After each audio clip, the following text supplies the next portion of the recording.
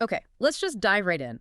We're starting this deep dive with a premise that honestly sounds almost unbelievable. Hmm, That you might have already lived longer than someone who's, say, 3 decades older than you. it's a radical idea. We are completely redefining longevity today. Forget calendar years. Our sources argue that life is measured by the time you are actually present. Right, and it turns the entire anti-aging movement on its head. Our main material is inspired by the life of Dr. Maura Cohen. An incredible psychotherapist and teacher. Just exceptional, a master teacher, an energy healer. And she recently passed away at 61. Now, conventionally, you hear 61 and you think, That's a life cut short. exactly. But people who knew her and who study her work, they argue the complete opposite. They say she mastered living.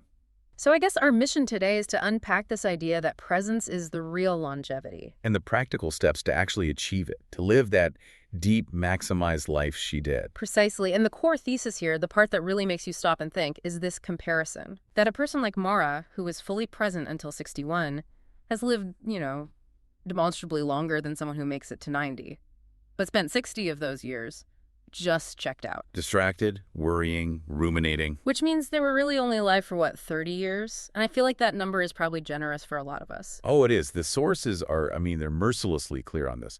For every moment you're not present. Like when you're lost in anxiety about the future. Or obsessively replaying some conversation from the past, you've effectively canceled that time. You were here physically, but mentally, spiritually, you were gone. So that time is just lost. It doesn't count towards your lifespan. For all intents and purposes, no. Dr. Cohen was a master of this. She was known for giving this laser focus to anyone she spoke with. She just maximized her time in this body. That puts a completely different spin on the decades-long chase for biological longevity we've all been reading about. We've put so much energy into just extending the shell. And we have to acknowledge that tradition. It goes back to at least 1982 with Dirk Pearson and Sandy Shaw's book, Life Extension. Oh, yeah, the supplement pioneers. Exactly. Supplements, radical diets. The author of our source material even followed those recommendations religiously, tracking biomarkers. And of course, now we have giants like Dave Asprey biohacking his way past 120. And that pursuit of a long, high-quality life is totally valid. It is. But if you make it to 120 and spend 90 of those years in a mental fog, thinking about your regrets or your investments, the whole exercise just seems pointless. And that's where the material brings in this fascinating alternative perspective. It's an older sort of indigenous wisdom, a shamanic understanding. Okay. While a long life is valued, there's also this concept that, well, you might choose not to overstay this particular movie in this body. Meaning if you learned what you came to learn. You might be ready for a new one, a fresh experience. Yeah. It's just a very different way of measuring success. It's about the intensity of the experience over the sheer quantity of years. Yeah, exactly. So the synthesis here, the big takeaway, is that even if we use all the biohacking tools in the world to extend our years, they are wasted unless we master presence. When you look at Maura Cohen's life, she wins the longevity game. Because she maximized every single moment. Her lifespan, measured by lived reality, was just immense. So if presence is the metric, we need to know what that actually looks like, day to day. The sources use this analogy of the awe of a child. Right. It's defined by this complete openness and curiosity, a total lack of preconception. And the material immediately ties this to some very powerful ancient wisdom. The teaching of Jesus in the Gospels. Yeah. Truly, I say to you, unless you change and become like children, you will not enter the kingdom of heaven. And the interpretation the sources offer is just, it's so profound. It's not about a place you go when you die. No. It's that unless you are as completely present and open as a child, you literally cannot experience the eternal kingdom of heaven that lies within you. Yeah. That internal state of peace. It's just unavailable. It's always there. But our cluttered adult minds, with all the planning and analyzing, we just can't perceive it. And getting there requires this active sensory commitment. It's not passive. Not at all. It's an act of total engagement. You have to deploy all of your sensors, internal and external. So you're talking about using all your senses, touch, sight, smell, hearing. And that crucial fifth one, internal feeling. Focusing all of that on what's right in front of you. Think about a child seeing snow for the first time. There's no filter, no agenda. It's just total intake. So it's a full sensory effort, but the emotional quality you bring is just as vital. It's not just observing, it's observation with, curiosity and humility. Absolutely. Humility in this context just means you admit you don't already know everything about this person or this room or this sound, and this is crucial. You have to engage with all the feelings that come up. The good and the bad. The delight and the horror, pleasure and pain, joy and sadness. That's the texture of reality. And mastering presence means accepting that whole spectrum. Which leads to this mindset of, perpetual discovery. You're always looking for something new, even in your own backyard. You stop being a passive observer. Exactly. You become an active participant. Yeah. And this is where the payoff comes in. And it's not some philosophical prize. It's deeply practical. It's physiological. Okay, let's get into those practical benefits. I mean, the measurable health effects. The material draws a straight, undeniable line here.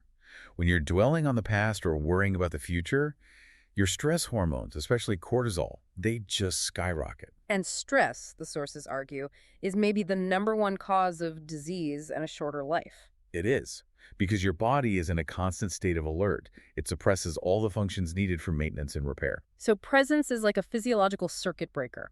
By focusing on the now, where you're usually, physically safe, you literally turn down the volume on that stress response. It is a literal anti-aging function. And this need for relaxed presence, it's taught in really high-stakes environments. I love the analogy they use for martial arts. Yes, the paradox of being relaxed in a crisis. Right. You're taught that even when a threat is imminent, you have to stay completely relaxed. Because your reaction time is only optimal from that relaxed, centered place. Any tension, mental or physical. It slows you down, clouds your judgment. And the deeper implication, which I think most people miss, is that stress doesn't just slow your reaction. It actively shuts down your body's most vital healing and anti-aging functions. Right. If your body thinks it's fighting a tiger. Which is what chronic stress signals. It's not going to worry about repairing your DNA. Exactly. It's a short-term survival tool that becomes a long-term killer. And this is also absolutely fundamental for mental health, especially when you're dealing with acute trauma. The sources bring in the work of Dr. Jeannie Everett on trauma first aid. She works in, war and disaster zones. Right, and her work is all about using simple, immediate techniques to interrupt the trauma cycle before it can become PTSD. In these high-stress situations, people tend to dissociate, they check out. So she teaches them to focus intensely on the immediate moment. What can you smell, taste, touch right now? A simple one is just guiding them to push their feet into the ground and feel that contact. It sounds almost too simple for something so big. But it works because it grounds them back in their body, in the concrete reality of the present. By recognizing they are safe right now, they can move forward not as a victim of what happened, but as the creator of their next moment. Wow. Presence is the anchor. It's the anchor to your own power. It prevents that catastrophic mental bleed out from trauma. So whether it's preventing disease, healing trauma, or just living a better life, presence is the foundation. And you see this in professional effectiveness, too. Oh, absolutely. It's necessary in any relational job. Yeah. The sources cite great therapists, healers, teachers, like Dr. Cohen. Yeah. She was known for creating this incredibly safe space. And that requires what the material calls intense and undistracted focus. Because if you're half listening, your subconscious signals that, and the connection breaks. The therapy stalls. I think we've all been in conversations where you can just tell the other person is just waiting for their turn to talk. Yes. Yes. It kills authenticity. And the material gives this beautiful analogy from acting. A great actor, even though they know their next line.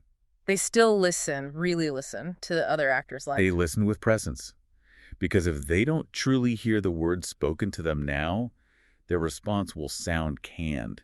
It won't feel real. They're maximizing the reality of that interaction. They're making the moment real. Yeah. And this is the gateway to the highest level of mastery, where presence starts to touch on the truly magical. This is what the Quero shaman masters of the Andes teach. This is where we get into mastering time itself. The Quero teach that presence makes it so time works for you. You own time instead of the other way around. That's a huge claim. It is. What does that even mean to own time? It's about frequency and flow.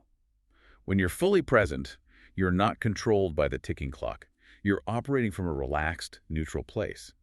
And in that state, the Quero masters teach that time can seem to slow down when you need it to. So it's not like you're literally bending the laws of physics. No, it's a radical mastery of perception that gives you the functional benefit of having more time. Your decision-making becomes optimal. And this ownership of time is what opens you up to the magic of synchronicity. Yes, synchronicity isn't just luck. It's what happens when you're so tuned into the present moment that you can perceive the natural flow of things, and resources and helpful people just seem to align with your path. It's the ultimate reward. But it sounds like there's an investment required to get there. It's a paradox, right? You have to commit time to gain time. It's the single most valuable investment you can make. Presence requires a commitment of time.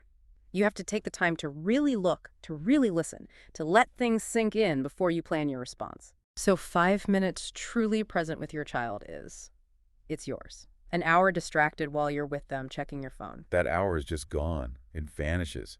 The material says it is worth all the time it takes. Otherwise, you're just wasting your life. You're not truly alive in those moments. So we want to make sure that you, listening right now, have some simple ways to start practicing this. This doesn't require some massive life overhaul. No, just a radical internal shift.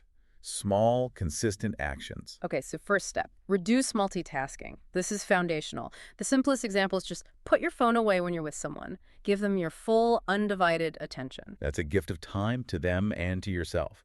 Second, body check-ins. Just do these little mini scans of your body during the day. Notice where you're holding tension, your jaw, your shoulders. And then just release it. Just release it. Feel your breathing. Feel your hands, your feet. It anchors you to the now. It tells your body you're safe. That's Jeannie Everett's core teaching in action. Third, sensory focus.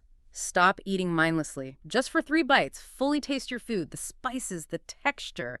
Notice smells, colors, sounds, like an artist would. Fourth, adopt a mindset of observation.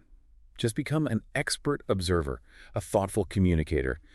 Pause before you speak, even for just half a second, to make sure your response is coming from right now, not from some old script. And finally, my favorite one, empty your teacup. This is about fighting that adult cynicism. Even if you think you know everything about a person or a place, just assume you might notice something new. Actively look for it. That humility is the key. And just to bring this back to human connection, especially when someone is struggling, remember Morikone's teaching. Listen intently, full eye contact, all your senses. Just hold that space of pure presence for them. And if it's appropriate, use touch. Yes, if you have consent, a hug, or even just gently coaching them to put their own hand on their chest, to feel their own body and know they are right here, right now, safe. That brings it all full circle. If you want to live a long time, no matter what the calendar says, you have to get good at being present. You have to stop giving your life away. It's the most important investment you can make. Yeah. We learned that presence rewards you with time 100-fold. It's the only way to genuinely extend your lived experience. Right. So a final thought for you to take with you today. If the moments you spend checked out are basically equivalent to not being alive, how much of your actual lifespan are you giving away right now? To yesterday's worries or tomorrow's fears? What one thing can you fully look at, listen to, or taste in the next 60 seconds to start owning your time?